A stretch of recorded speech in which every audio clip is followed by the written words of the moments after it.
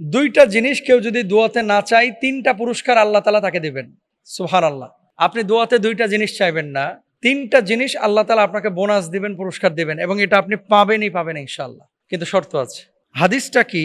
আন আবি সাঈদ আল খুদরি রাদিয়াল্লাহু তাআলা আনহু আন্না নবী সাল্লাল্লাহু আলাইহি ওয়াসাল্লাম قال ما من مسلم يدعو بدعوة ليس فيها إثم ولا قطيعة رحم إلا أعطاه الله بها إحدى ثلاث إما أن يعجل له دعوته وإما أن يدخرها له في الآخرة وإما أن يصرف عنه من السوء مثلها قالوا إذن نكثر قال الله أكثر।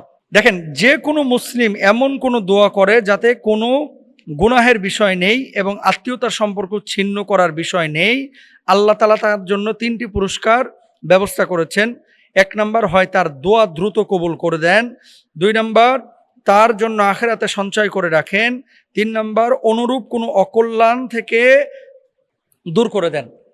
মানে কোনো ব্যক্তি যদি দোয়ার মধ্যে আপনি গুনাহের কোনো কিছু চাইলেন না, যে আল্লাহ আমি আমার প্রেমিকার সাথে সম্পর্ক করতেছি, আল্লাহ কালকে দেখা করার ব্যবস্থা করে দাও, হারাম, এটা করা যাবে না। আল্লাহ ওই মহিলার সামনে যেন আর কোনোদিন না যায়, আল্লাহ এরকম ব্যবস্থা করে দাও, হারাম, এটা করতে পারবেন না। মানে পাপের কোনো জিনিস দোয়ার মধ্যে চাইবেন না। আত্মীয়তার সম্পর্ক ছিন্ন করার জন্য কোনো টেন্ডেন্সি, চেতনা, ইন্টেনশন, এটা আপনি দোয়ার মধ্যে চাইতে পারবেন না।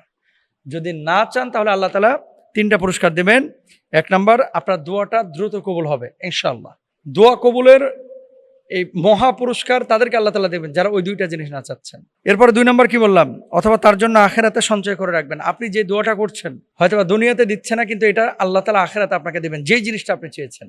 তো আমরা দুনিয়ার ক্ষণস্থায়ী জিন্দেগিতে কত কিছু চাই। আল্লাহর কাছে আপনি বলেন যে আল্লাহ যা দিয়েছেন অনেক দিয়েছেন, আল্লাহ ও মাবুদ, আখিরাতের জন্য আপনি আমার কিছু নির্ধারণ করে রাখেন। সাহাবী রাদিয়াল্লাহু আনহুম আজমাইন দুনিয়ার কোনো নাজ নিয়ামত দেখার পরে তারা অস্থির হয়ে যেতেন, না জানি আখিরাতে আমার জন্য কোনো প্রতিদান থাকবে কিনা।